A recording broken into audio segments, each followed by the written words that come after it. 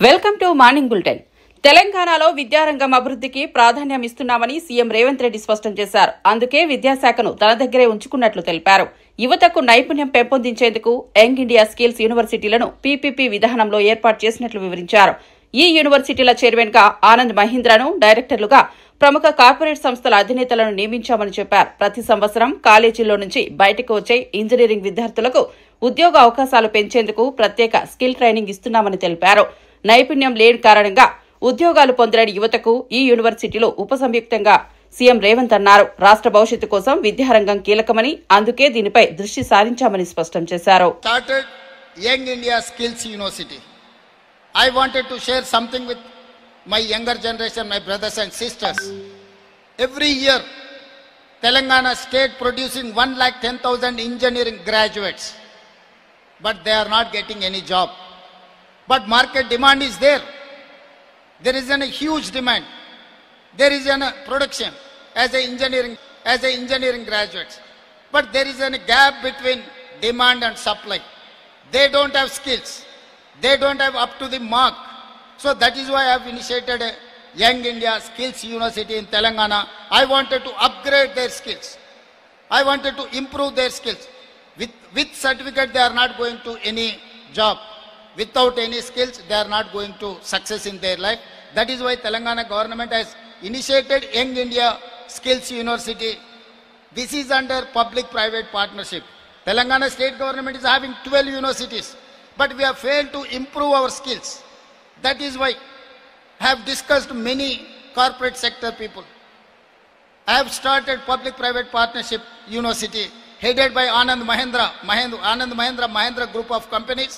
The person is our chairman for our Skills University. Board of Directors, Apollo Hospitals, Reddy Labs, Aurobindo Labs, all the corporate sector people are board of directors in my Skills University.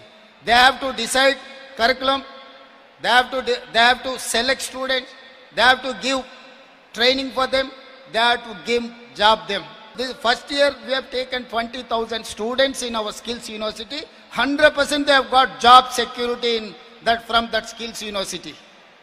తాను ప్రభుత్వ పాఠశాలలో తెలుగు మీడియంలో చదివిన వాడినని CM Chandrababu గుర్తు చేసుకున్నారు. కానీ గత వైఎస్ఆర్సీపీ ప్రభుత్వం విద్యా వ్యవస్థను పూర్తిగా నాశనం చేసిందని విమర్శించారు.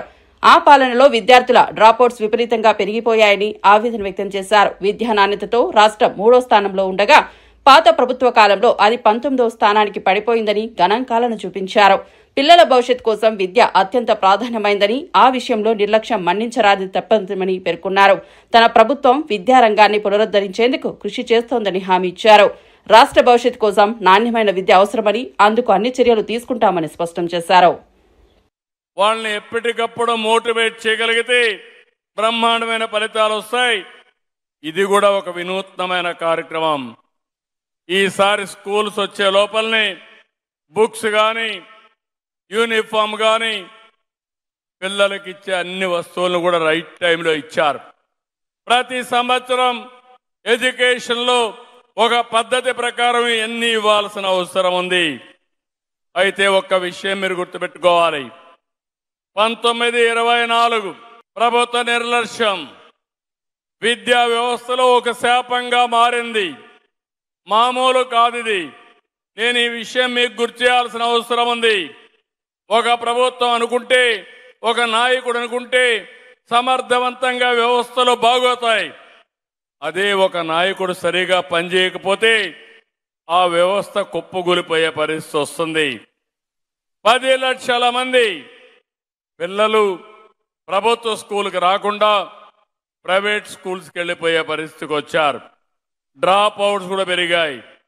విద్యా నాణ్యతలో 3వ స్థానంలో ఉన్న రాష్ట్రం 19వ స్థానానికి పడిపోయే పరిస్థితి వచ్చింది. ఎన్నోసార్లు మేము విమర్శించాం. చిన్నప్పుడు చదువుకోవాల్సింది మాతృభాషలో చదువుకోవాలి, కానీ ఇంగ్లీష్ అని మాట్లాడారు. నేను ఇంగ్లీష్ స్కూల్లో చదువుకోవాలా? నేను చదువుకున్నది పల్లెటూరులో గవర్నమెంట్ స్కూల్లో చదువుకున్నాను. ఎంతో మంది తెలుగులో చదువుకొని ప్రపంచమంతా వెళ్ళారు, బ్రహ్మాండంగా సంపాదిస్తున్నారు. ఎవరైనా మాట్లాడితే ఇంగ్లీష్ అని ఎగతాళి చేసి ప్రజలను రెచ్చగొట్టి లేనిపోని సమస్యలు తెచ్చారు. విద్యా వ్యవస్థని నాశనం చేశారని చెప్పి కూడా నేను మీకు తెలియజేస్తున్నా. టీడీపీ జాతీయ ప్రధాన కార్యదర్శి నారా లోకేష్ భార్య నారా బ్రాహ్మణి ఆధ్యాత్మిక యాత్రలో భాగంగా శ్రీకాళహస్తి ఆలయాన్ని సందర్శించుకున్నారు. ఆలయంలో ప్రత్యేక పూజలు చేసి స్వామివారి ఆశీస్సులు పొందారు. ఈ సందర్భంగా రాహుకేతు పూజలు నిర్వహించిన బ్రాహ్మణి భక్తిభావంతో స్వామివారిని ప్రార్థించారు. ఆలయ అర్చకులు వారికి తీర్థ ప్రసాదాలు అందించి ఆశీర్వదించారు. ఆలయ పరిసరాల్లోని భక్తులు బ్రాహ్మణిని చూసి ఆనందం వ్యక్తం చేశారు. ఆమె దర్శనానికి వచ్చినందుకు ఆలయ వాతావరణం భక్తిరసమయంగా మారింది. ఈ సందర్భంగా ఆలయ నిర్వహణ మరియు అభివృద్ధి కార్యక్రమాలను కూడా ఆమె సమీక్షించినట్లు ఆలయ వర్గాలు తెలిపాయి. నారా బ్రాహ్మణి దర్శనం స్థానిక రాజకీయ వర్గాల్లో కూడా చర్చనీయాంశమైంది.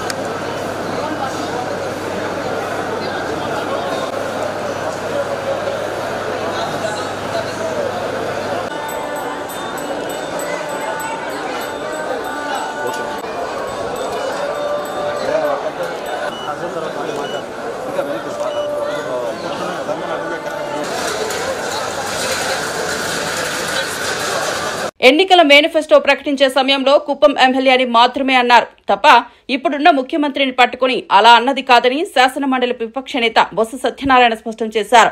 ఇందులో ఎలాంటి తప్పు లేదని ఆయన అభిప్రాయపడ్డారు. కొన్ని వర్గాలు దీనిని వివాదాస్పదం చేయడానికి ప్రయత్నిస్తున్నాయని విమర్శించారు. మేనిఫెస్టోలో పేర్కొన్న అంశాలన్నీ ప్రజల కోసం ఉద్దేశించినవేనని వాటిని తప్పుగా అర్థం చేసుకోవద్దని కోరారు. రాష్ట్ర రాజకీయ వాతావరణంలో కుప్పం పేరు వినిపించినంత మాత్రాన పెద్ద వివాదం రేకెత్తించడం సమంజసం కాదని వ్యాఖ్యానించారు. సరిగ్గా వారు సమాధానం చెప్పకపోగా నిర్లక్ష్య వైఖరిని వారు వచ్చి ఇచ్చిన సమాధానంలో ఆహారాలని కనిపిస్తున్నాయి. ఎన్నికల ముందు వచ్చి పాపం ఉద్యోగస్తులందరికీ కూడా ఎన్నో ఆస్తులు కల్పించారు, ఎన్నో ప్రలోభాలు పెట్టారు, ఎన్నో వారికి హామీలు ఇచ్చారు. కానీ ఎన్నికల అయిన తర్వాత వాళ్ళకు వచ్చి వాళ్ళు కనీసం వారితో చర్చించే సమయం కూడా ఇవ్వకుండా వాళ్ళని ఇబ్బంది పెడుతున్న విషయం మా దృష్టికి వచ్చింది. ఉద్యోగ సంఘాలు ఉద్యోగస్తులు కూడా మా సభ్యులందరినీ కూడా కలవడం జరిగింది.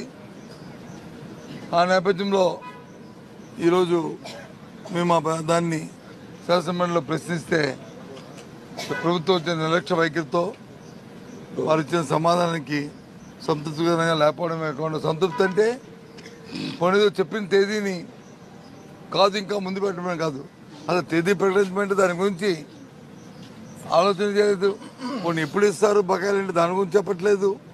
కొన్ని 15 ఏదైనా దాని ముందు ఒక ఎవరైనా కమిషన్ అపాయింట్ చేయండి అంటే దాని గురించి చెప్పట్లేదు.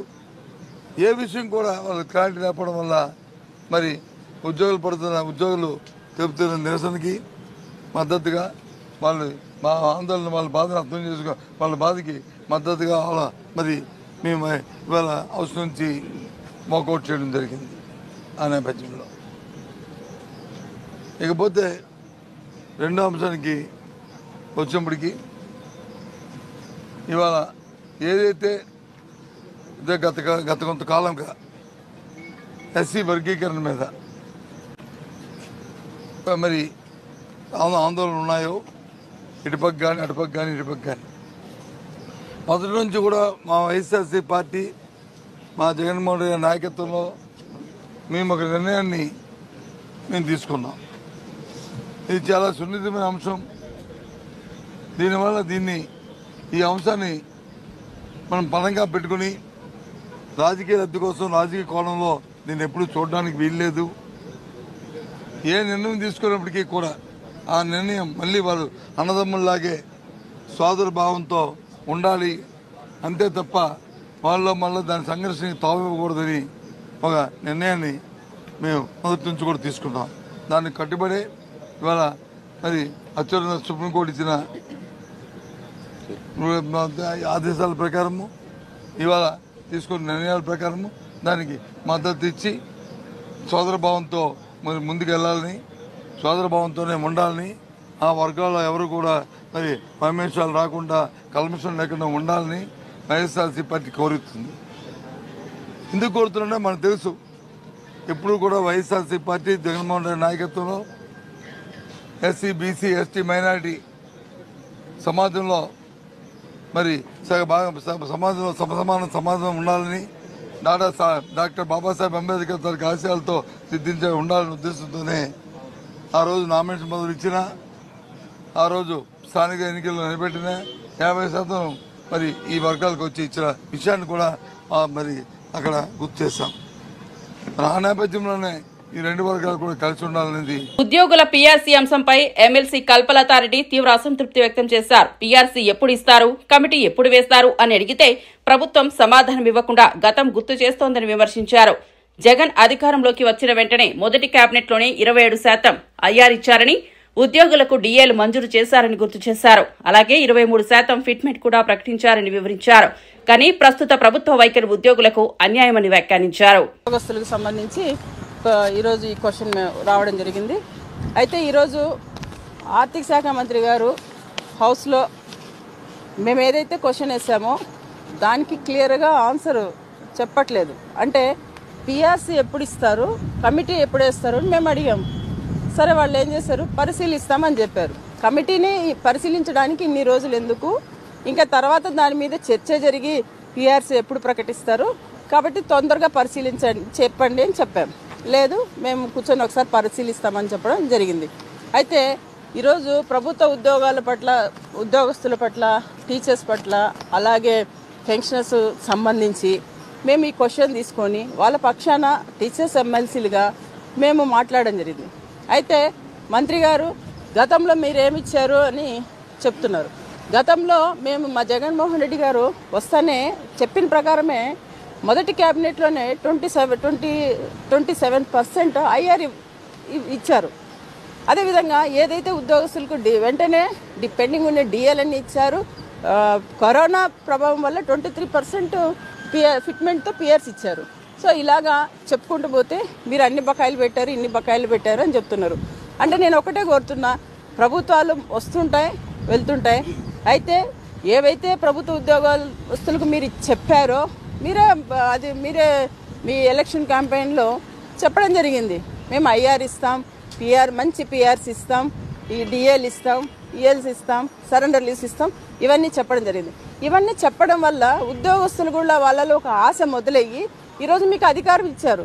ఈ అధికారాన్ని మీరు ఇచ్చారు కాబట్టి మీ పక్షాన మీరు తప్పకుండా ఉద్యోగస్తులకు న్యాయం చేసే న్యాయం చేయాలి. కాబట్టి మీరు ఖచ్చితంగా న్యాయం చేయాలి. అందుకనే మేము మా డిమాండ్ ఒకటే, ఏవైతే దాదాపుగా ఈరోజు 30,000 పైన బకాయిలు ఉన్నాయి. సో ఆ బకాయిలన్నీ ఎప్పుడు చెల్లిస్తారు, పిఆర్సీని ఎప్పుడు ప్రకటిస్తారు? ఇన్ కేసు మీరు పిఆర్సీని ఇవ్వడం లేట్ అయితే, ఇప్పుడు 2.5 సంవత్సరం నుంచి ఈ పిఆర్సీనే ఇవ్వలేదు. ఇవ్వకున్నప్పుడు ఈ గ్యాప్లో ఖచ్చితంగా ఐఆర్ ప్రకటించండి. ఇప్పుడు తెలంగాణలో 5% ఐఆర్ ఇచ్చారు. సో ఈరోజు వాళ్ళకు తెలంగాణతో తీసుకుంటే ఆంధ్రాలో 2,000 నుంచి 3,000 తక్కువ జీతాలు వస్తున్నాయి. ఎందుకు? అక్కడ ఐఆర్ ఇవ్వడం వల్లే కదా. 5% అక్కడ ఐఆర్ ఇవ్వడం వల్ల అక్కడ వాళ్ళకి జీతాలు పెరిగాయి. సో అదేవిధంగా మీరు ఈ గ్యాప్లో ఐఆర్ ఇవ్వండి అని మేము తెలియజేస్తున్నాము. లేని పక్షంలో ఖచ్చితంగా పిఆర్సీ వేయాలి. ఇప్పటికే ఇదైందని చెప్పాము. సో ఎందుకంటే పిఆర్సీ తక్షణమే వేయాలి, ఆ కమిటీని తొందరగా వేయాలని తెలియజేస్తూ ఉండే బకాయిలన్నీ ఉద్యోగస్తులకు చెల్లించాలని కోరుతున్నాము. Thank you. పీఆర్సీ అంశంపై ఎమ్మెల్సీ పర్వతిరెడ్డి చంద్రశేఖర్ రెడ్డి గంభీర వ్యాఖ్యలు చేశారు. ఉద్యోగుల పీఆర్సీ గడువు ముగిసిన ఏడాదిలోపు ఐఆర్ ప్రకటించడం ఆనవాయితీగా ఉంటుందని, కానీ ఇప్పటి వరకు ప్రభుత్వం ఐఆర్ ప్రకటించకపోవడం చరిత్రలోనే మొదటిసారి అని మండిపడ్డారు. 4 డిఏలు పెండింగ్ లో ఉంచడం ఉద్యోగుల ఆందోళనను పెంచిందని ఆవేదన వ్యక్తం చేశారు. ఇంతవరకు ఏ ప్రభుత్వంలోనూ ఇలా జరగలేదని గుర్తు చేశారు. ఉద్యోగుల న్యాయమైన హక్కులను నిర్లక్ష్యం చేస్తే ఆగ్రహం ఉధృతమవుతుందని హెచ్చరించారు. ఉద్యోగులు రాష్ట్ర పరిపాలనకు కీలకమని, వారి సమస్యలను తక్షణం పరిష్కరించాల్సిన అవసరం ఉందని పర్వతిరెడ్డి చంద్రశేఖర్ రెడ్డి స్పష్టం చేశారు. సంవత్సరం లోపల ఐఆర్ని ప్రకటించడం కూడా జరుగుతుంది. కానీ మొట్టమొదటిసారిగా ఈసారి మాత్రమే పీఆర్సీ గడువు పూర్తయిపోయినా 2.5 సంవత్సరం అవుతా ఉన్నా కూడా ఇప్పటికి కూడా ఐఆర్ని ప్రకటించాల. ఇది కూడా ఒక రికార్డే. ఎప్పుడు కూడా ఉద్యోగస్తుల చరిత్రలో ఇటువంటి పరిస్థితి అయితే ఎప్పుడు కూడా లే. ఒక పక్క డిఏలు చూస్తే 4 డిఏలతో రికార్డ్ పెండింగ్. అదేవిధంగా పీఆర్సీని చూస్తే 2.5 సంవత్సరమైనా కూడా ఇంకా కమిషన్ కూడా నియమించకపోవడం, అది కూడా ఒక రికార్డే. అలానే ఐఆర్ విషయంలోకి వచ్చేటప్పటికి 2.5 సంవత్సరమైనా కూడా ఈ రోజుకి ఒక ఐఆర్ని ప్రకటించకపోవడం అన్నది కూడా అది కూడా రికార్డే. నెక్స్ట్ 4వ పాయింట్కి వచ్చేటప్పటికి కొన్ని బకాయిలు ఉన్నాయి. ఇంతకుముందు కోవిడ్ సందర్భంలో కొన్నిటికి సంబంధించినటువంటి బకాయిలు కొంత ఉన్నప్పుడు జగన్మోహన్ రెడ్డి గారు చెప్పారు, ఇప్పుడు పేదవారందరికీ కూడా కొన్ని సంక్షేమ పథకాలు ఇస్తున్నాను, మీకు అన్ని కూడా విడతల వారీగా అవన్నీ కూడా క్లియర్ చేస్తారని కూడా చెప్పి కొంత కూడా క్లియర్ చేయడం కూడా జరిగింది. వీళ్ళేం చెప్పారు, మేము అధికారంలోకి రాగానే ఉన్నటువంటి పెండింగ్ బకాయిలు అన్నింటినీ కూడా ₹1 కూడా పెండింగ్లో లేకుండా మీకు విడుదల చేస్తామని కూడా చెప్పినారు. దానికి ఈరోజు కనుక మనం కనుక వాస్తవాలు చూస్తే ఆ రోజు వైఎస్ఆర్సీపీ గవర్నమెంట్ అయిపోయేటప్పటికి సుమారుగా 20,000 కోట్లు పెండింగ్లో ఉన్నాయని చెప్పి వీళ్ళే చెప్పారు. ఏం చెప్పారు? 20,000 కోట్లని అతి త్వరగా, వీలైనంత త్వరగా 6 నెలల లోపల ఈ బకాయిలు అన్నింటినీ కూడా మేము చెల్లిస్తామని చెప్పారు. చెల్లించకపోగా ఈ రోజు పరిస్థితి ఏంటంటే 30,000 కోట్లు దాటింది ఈరోజు మొత్తం పెండింగ్ బకాయిలన్నీ కూడా. మీరు చరిత్రలో ఎప్పుడు కూడా వైఎస్ఆర్సీపీ గవర్నమెంట్ కాదు, అంతకుముందు కాదు, ఎక్కడా కూడా 30,000 కోట్ల బకాయిలకు చేరుకోవడం అన్నది ఇప్పటిదాకా కూడా ఎప్పుడు లేదు. ఇలాంటి పరిస్థితులు ఈరోజు ఉద్యోగస్తులకు కానీ ఉపాధ్యాయులకు కానీ కలుగుతూ ఉన్నాయి. వారందరూ కూడా ఇళ్లలో శుభకార్యాలైనా పెళ్లిళ్ళైనా ఇల్లులు కట్టుకోవాలన్నా కూడా అప్పులు చేసి కట్టుకునే పరిస్థితి ఈరోజు ఉద్యోగుల పరిస్థితి ఉంది. ఇక్కడ వీళ్ళు చూస్తే ఏ విధమైనటువంటి హామీ, మేము ఒకటే అడుగుతా ఉన్నాం, మీరు బకాయిలన్నింటి కూడా ఈ రోజే చెల్లించాల్సిన అవసరం లే, కనీసం ఒక షెడ్యూల్ ప్రకటించండి. ప్రతి 3 నెలలకు ఒకసారి ఈ విధంగా చెల్లిస్తామని కానీ, లేదా ప్రతి 4 నెలలకు ఒకసారి ఈ విధంగా క్వార్టర్లీ ఈ విధంగా చెల్లిస్తామని కానీ ఏదో ఒక హామీ ఇవ్వమంటే ఎలాంటి హామీ ఇవ్వకుండా వెటకారంగా మాట్లాడుతూ అదేమంటే హేళన చేస్తూ ఉన్నారు. రివర్స్ పీఆర్సీ అన్నారు. నేను ఒకటి చెప్తా ఉన్నాను, అసలు రివర్స్ పీఆర్సీ ఏంటి? 23% పీఆర్సీతో ఒక పీఆర్సీని వేయడం జరిగింది. మీ గవర్నమెంట్ వెళ్ళిపోయేటప్పుడు 20% మీరు ఐఆర్ ఇస్తే జగన్మోహన్ రెడ్డి గారు రాగానే ఆ 20%ని మోడిఫై చేసి 27% ఐఆర్ అని చేస్తున్నారు. అయితే కోవిడ్లో మనం సఫర్ అయిన దానివల్ల కోవిడ్లో కూడా ఎక్కడ కూడా ఇళ్లలో కూర్చొని పెట్టుకుని ఆయన కూడా కరెక్ట్గా శాలరీస్ ఇచ్చి కాకుండా ఆర్థిక పరిస్థితుల దృష్ట్యా దాన్ని 23% పీఆర్సీ చేస్తున్నారు. కానీ రివర్స్ పీఆర్సీ ఏంటి? అసలు ఒక పీఆర్సీని వేసి దాన్ని తగ్గించు. హైదరాబాద్ శ్రీశైలం మార్గంలో 4 లేన్ల ఎక్స్ప్రెస్ హైవే నిర్మాణానికి కేంద్రం ఆమోదం తెలిపిందని కేంద్ర మంత్రి కిషన్ రెడ్డి ప్రకటించారు. పర్యావరణం, వన్యప్రాణులకు ఎలాంటి నష్టం కలగకుండా హైవే పనులు చేపడతామని స్పష్టం చేశారు. ఎలివేటెడ్ కారిడార్ ప్రాజెక్టును కూడా కేంద్రం ముందుకు తీసుకొచ్చిందని తెలిపారు. హైదరాబాద్ కల్వకుర్తి మధ్య 4 లైన్ల హైవే కోసం నితిన్ గడ్కరీని కోరగా ఆయన త్వరలోనే నిర్ణయం తీసుకుంటారని హామీ ఇచ్చారని వివరించారు. భూసేకరణ వేగంగా జరిగితే ప్రాజెక్టు పనులు త్వరగా మొదలవుతాయని చెప్పారు. ఇదే సమయంలో బీఆర్ఎస్, కాంగ్రెస్లతో బీజేపీకు కలిసే ప్రసక్తే లేదని స్పష్టం చేశారు. ఈ ప్రకటనలతో తెలంగాణ రోడ్డు రవాణా అభివృద్ధికి కొత్త ఊపిరి అందనుంది. ప్రతి ఒక్కడు భారతీయ జనతా పార్టీ మీద ఆరోపణలు చేసేటువంటి ప్రయత్నం చేస్తా ఉన్నారు. కేటీఆర్ ఏమంటాడు? కాంగ్రెస్ బీజేపీ ఒకటి అంటాడు. రేవంత్ రెడ్డి ఏమంటాడు? టీఆర్ఎస్ బీజేపీ ఒకటి అంటారు. ఒక విచిత్రమైనటువంటి మానసిక వ్యాధితో 2 పార్టీలు బాధపడతా ఉన్నాయి. ఈ 2 పార్టీలు మానసిక వ్యాధి, బీజేపీ ఫోబియా 2 పార్టీలకు పట్టుకుంది. అందుకే అర్థం పడతం లేనటువంటి ఆరోపణలు, చిల్లర మాటలు, అవగాహన లేకుండా, ఆధారాలు లేకుండా అడ్డంగా మాట్లాడేటువంటి ప్రయత్నం 2 పార్టీలు చేస్తా ఉన్నాయి. అనకాపల్లి జిల్లా పాయకరావుపేట నియోజకవర్గం నక్కపల్లి మండలంలోని రాజయ్యపేటలో ఏర్పాటు చేస్తున్న బల్క్ డ్రగ్స్ పరిశ్రమలపై స్థానిక మత్స్యకారులు చేపట్టిన ఆందోళనపై హోంమంత్రి అనిత స్పందించారు. వీడియో ప్రకటన విడుదల చేసిన ఆమె గ్రామస్తులు ధర్నా చేస్తున్న విషయాన్ని తెలుసుకున్నారని తెలిపారు. రాజయ్యపేటకు వచ్చేందుకు తనకు ఎలాంటి అభ్యంతరం లేదని, ప్రస్తుతం అసెంబ్లీ సమావేశాలు జరుగుతుండటంతో రావడం సాధ్యం కాదని వివరించారు. సమావేశాలు పూర్తయ్యాక తాను స్వయంగా గ్రామానికి వచ్చి మత్స్యకారులతో మాట్లాడి వారి డిమాండ్లను ప్రభుత్వ దృష్టికి తీసుకెళ్తానని హామీ ఇచ్చారు. ఈ వ్యాఖ్యలు ఆందోళన చేస్తున్న మత్స్యకారుల్లో కొత్త నమ్మకాన్ని కలిగించాయి. బయటికి రావడం కూడా జరిగింది. అయితే నేను మీ అందరితోని కూడా 2-3 మీటింగ్స్ కూడా పెట్టుకోవడం జరిగింది. అయితే మీ దగ్గరికి విలేజ్ లోకి రావడానికి నాకు ఎటువంటి అభ్యంతరము లేదు. దయచేసి మీరు అందరూ కూడా అర్థం చేసుకోవాల్సిన బాధ్యత కూడా ఉంది. ఎందుకంటే మీరందరూ గెలిచి ఈ రోజు నేను ఒక హోమ్ మినిస్టర్ పొజిషన్ లో మీరందరూ కూర్చోబెడితే నేను కూర్చోగలిగాను. ఈ రోజు మీ అందరూ ఓట్లు వేసి గెలిపించి గౌరవ ముఖ్యమంత్రి గారు పవన్ కళ్యాణ్ గారు కలిపి ఈ రోజు నన్ను ఇక్కడ కూర్చోబెట్టారు. కాకపోతే మీ అందరి దగ్గరికి రావడానికి నాకు ఎటువంటి అభ్యంతరము లేదు. కేవలం అసెంబ్లీ సమావేశాలు జరుగుతున్న కారణంగా మాత్రమే నేను మీ దగ్గరికి రాలేకపోయాను. కంపల్సరీగా అసెంబ్లీ సమావేశాలు అయిపోయిన వెంటనే నేనే విలేజ్ లోకి వస్తాను. మీ అందరితోని కూడా మాట్లాడతాను. మీ అందరూ సాధక బాధలు కూడా వింటాను. మనం అందరం కూడా ఒక కమిటీ కింద ఏర్పడి మీ తాలూకా డిమాండ్స్ ఏదైతే ఉన్నాయో ఆ డిమాండ్స్ అన్ని కూడా ప్రభుత్వం దృష్టికి తీసుకొద్దాం.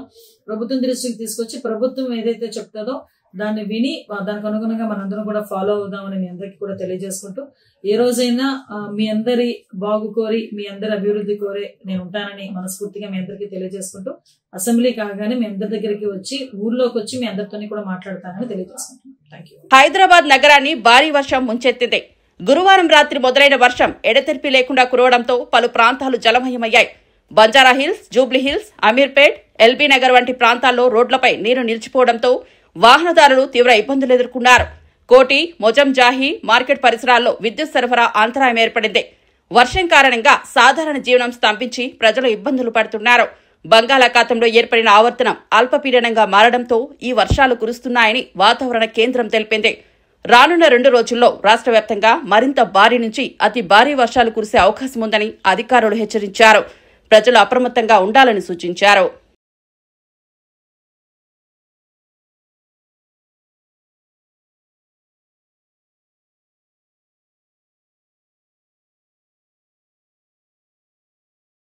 సినిమాల్లోనే కాదు నిజ జీవితంలో కూడా బాలకృష్ణ ప్రవర్తన అస్పష్టంగా ఉంటుందని కోనసీమ జిల్లా వైఎస్ఆర్సీపీ అధ్యక్షుడు చెర్ల జగ్గిరెడ్డి మండిపడ్డారు. ఉదయం చెప్పిన మాటలను రాత్రికల్లా మార్చేస్తున్నారని విమర్శించారు. సినిమాల్లో హీరోగా మెరిసినా రాజకీయాల్లో ఆయన జీరోగా మారారని తీవ్ర వ్యాఖ్యలు చేశారు. ముఖ్యంగా వైఎస్ జగన్ పై మాట్లాడే నైతిక హక్కు బాలకృష్ణకు లేదని స్పష్టం చేశారు. రాజకీయాలు ప్రజాసేవ కోసం ఉండాలని, సినిమా డైలాగ్లా మార్చే వేదిక కాదని అన్నారు. జగ్గిరెడ్డి వ్యాఖ్యలు టీడీపీ, వైఎస్ఆర్సీపీ వర్గాల్లో చర్చనీయాంశంగా మారాయి. ఈ ఆరోపణలు ఆంధ్రప్రదేశ్ రాజకీయ వాతావరణంలో కొత్త వివాదానికి దారితీశాయి. ఏదైతే ఈ రాష్ట్రంలో ఎన్టీఆర్ గారికి ఒక పేరుంది, అటువంటి వారి కడుపును పుట్టి ఈ రోజు తన తండ్రి ఆశయాల్ని కనీసం నిలబెట్టడం చేతగాక మరి చంద్రబాబు నాయుడు గారు వెన్నుపోటు పుడిస్తే ఆయన వెనకాల ఉన్నటువంటి నిన్ను సైకోనాలా, లేదా తండ్రి ఆశయాల కోసం పాదయాత్ర చేసి చక్కగా ఈ రోజు ఈ రాష్ట్రాన్ని 5 సంవత్సరాలు చక్కటి పాలన అందించిన జగన్మోహన్ రెడ్డి గారిని అడుగుతున్నాను. మరి ఆ రోజున ఒకసారి బాలకృష్ణ గారు ఆయన యొక్క తీరు ఏమిటంటే సినిమాలోనే ఈయన హీరో అని చెప్పుకుంటాం, బయట జీరో. అదేవిధంగా ఈ బాలకృష్ణ గారు ఏదైతే సినిమాల్లోనే దప్పిడి దిప్పుడు అనుకున్నాం, నిత్య జీవితంలో కూడా ఇతను దప్పిడి దిప్పుడే. ఉదయం 8 గంటల తర్వాత మాట్లాడిన మాట సాయంత్రం 8 దాటితే మారిపోద్ది బాలకృష్ణ గారి మాట. ఇది అందరూ చెప్పుకునేటువంటి విషయం. అలాగే మరొక ముఖ్యమైనటువంటి విషయం నేను చెప్తున్నాను, అది ఏమిటంటే ముఖ్యంగా మరి ఏదైతే ఇతను మందు తాగి తాగి ఆ రోజు ఇతను సెక్యూరిటీ చూస్తున్నటువంటి వారి మీద కాల్పులు జరిగిన పరిస్థితి ఈ రాష్ట్ర ప్రజలందరికీ కూడా తెలుసు. అటువంటి తరుణంలో ఇతనికి స్వయాన భావమైనటువంటి చంద్రబాబు నాయుడు ఏమో ఇతని లోపలుంటే కనీసం పలకరింపు కూడా వెళ్ళిన పరిస్థితి ఉంటే ఆవేళ రాజశేఖర రెడ్డి గారి కాళ్లు పట్టుకుంటే ఇతన్ని దయదలిచి వదిలిపెట్టేసిన పరిస్థితుల్ని ఒకసారి బాలకృష్ణ గారు గుర్తు చేసుకోవాలని చెప్పి సందర్భంగా తెలియజేస్తున్నాం. జగన్మోహన్ రెడ్డి గారిని కామెంట్ చేసేటువంటి హక్కు గాని లేదా ఆయన మీద మాట్లాడే నైతిక విలువలు గాని నీకు లేవని, నువ్వు ఉదయం 8 గంటలకు ఒకటి మాట్లాడితే సాయంత్రం 8 దాటితే వేరే మాట్లాడేది ఇలాంటి తాగుబోతుడు మాటలకి అసెంబ్లీలో విలువ ఉండదని చెప్పి సందర్భంగా తెలియజేస్తూ మరొకసారి అటువంటి దబ్బిడి దిబ్బడి మాటలు మాట్లాడకుండా మరి ఏదైతే సినిమాల్లో నువ్వు హీరో ఉండొచ్చు, రాజకీయాల్లో హీరో వైఎస్ జగన్మోహన్ రెడ్డి గారు గుర్తుపెట్టుకో. మీరందరూ కలిపిన మీ వల్ల జగన్మోహన్ రెడ్డి గారిని మొన్న ఓడించారు కానీ మీ అందరూ ఒకవైపు అయితే జగన్మోహన్ రెడ్డి గారు ఒకవైపు ఉన్నాడు. అది రియల్ హీరో అంటే 4-5 కలిపి మరి ఒకడి మీద యుద్ధానికి వెళ్ళినటువంటి మీరు జగన్మోహన్ రెడ్డి గారిని సైకోని ఏ రకంగా మాట్లాడతామని చెప్పి సందర్భంగా మనవి చేస్తున్నా. నేను హిందూపురం ప్రజలందరికీ మనవి చేస్తూ ఉన్నా, ఎట్లాంటి తాగుబోతుడిని గెలిపించి మీ నియోజకవర్గం కూడా నష్టపోతుంది. వచ్చి చేరినటువంటి తాగుబోతు కాకుండా మీ పట్ల, మీ పనుల పట్ల, మీకున్న కష్టం పట్ల మరి విలువైనటువంటి నైతిక విలువ ఉన్నటువంటి వ్యక్తిని ఎన్నుకుని మరి హిందూపురం ప్రజలు కూడా మరి వచ్చేసారి ఈ బాలకృష్ణ గారు దబ్బిడి గారికి బుద్ధి చెప్పాలని చెప్పి సందర్భంగా తెలియజేస్తున్నాను. ఖమ్మం జిల్లా కూసుమంచి మండలంలో రెవెన్యూ శాఖ మంత్రి పొంగులేటి శ్రీనివాసరెడ్డి విస్తృత పర్యటన నిర్వహించారు. అభివృద్ది పనులకు శంకుస్థాపన చేసి ప్రజలను ఉత్సాహపరిచారు.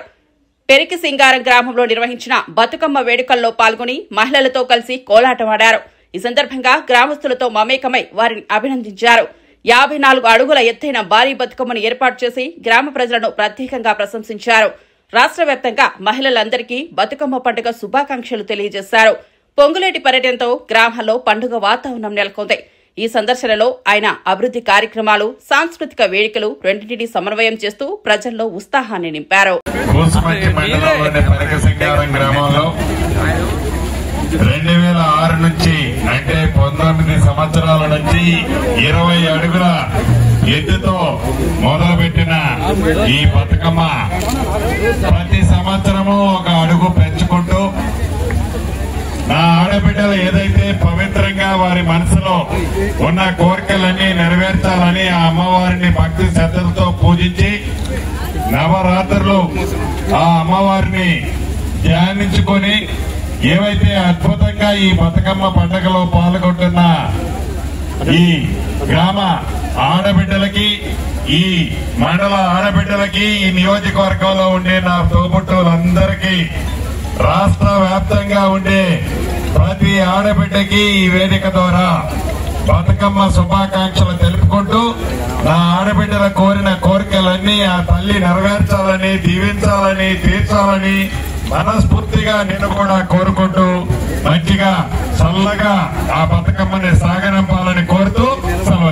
ఉద్యోగుల సమస్యలపై YSRCP employees pensioners wing state అధ్యక్షుడు నలమూరు చంద్రశేఖర్ రెడ్డి తీవ్ర వ్యాఖ్యలు చేశారు. చంద్రబాబు ఉద్యోగులకు ఎన్నో హామీలు ఇచ్చినా ఒకటి నెరవేర్చలేదని విమర్శించారు. గత 15 నెలలుగా ప్రతి కేబినెట్ సమావేశం తర్వాత ఉద్యోగులు ఆశగా ఎదురుచూస్తున్నా వారి సమస్యలు పరిష్కారం కాని పరిస్థితి నెలకొన్నదన్నారు. వస్తుందేమో, ఐఆర్ వస్తుందేమో, పీఆర్సీ వస్తుందేమో అని చెప్పేసి రేపు 3వ తారీఖున కూడా ఉంది. ఇంకా ఎదురు చూస్తున్నారు. అయ్యా మరి పండగ తర్వాత వస్తుందని అందరూ దసరా పండగ అనుకున్నారు. సంక్రాంతి పండుగ అయిపోయింది. సంక్రాంతి పండుగ మళ్ళా వస్తూ ఉంది. ఇప్పుడు దసరా పండుగ ఉంది.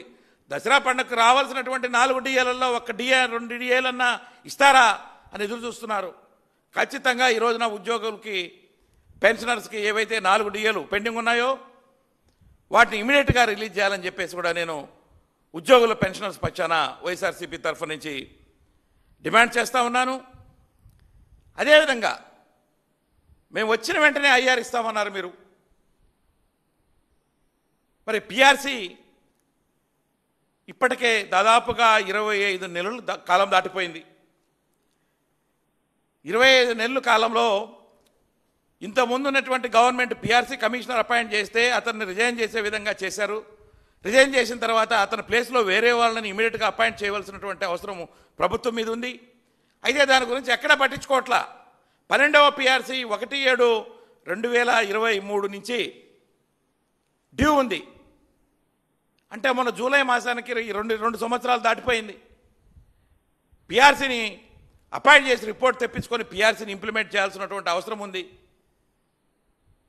ఇమీడియట్గా పీఆర్సీని అపాయింట్ చేస్తూ మధ్యంతర వృత్తిని కూడా 30% తగ్గకుండా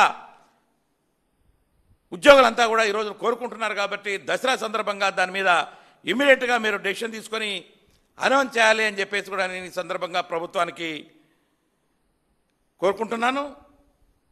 అదేవిధంగా ఉద్యోగులకి ప్రభుత్వం నుంచి ఏం కోరుకోవట్లా, వాళ్ళకి రావాల్సిన సొమ్ము దాదాపుగా 30,000 కోట్ల పైగా ఈ రోజున పీఆర్సీ అరియర్స్ అయితేనేంటి, డిఏ అరియర్స్ అయితేనేంటి, రిటైర్మెంట్ బెనిఫిట్స్ అయితేనేంటి, మెడికల్ రియంబర్స్మెంట్ అయితేనేంటి, వాళ్ళ సొంతంగా దాచుకున్నటువంటి జీపీఎఫ్ కానీ, ఏపీజీఎల్ఐ కానీ ఇలాంటి అన్నీ కూడా వాళ్ళ సొమ్ము. ఇవి బులెటిన్ అప్డేట్స్. మరో బులెటిన్లో మళ్ళీ కలుద్దాం.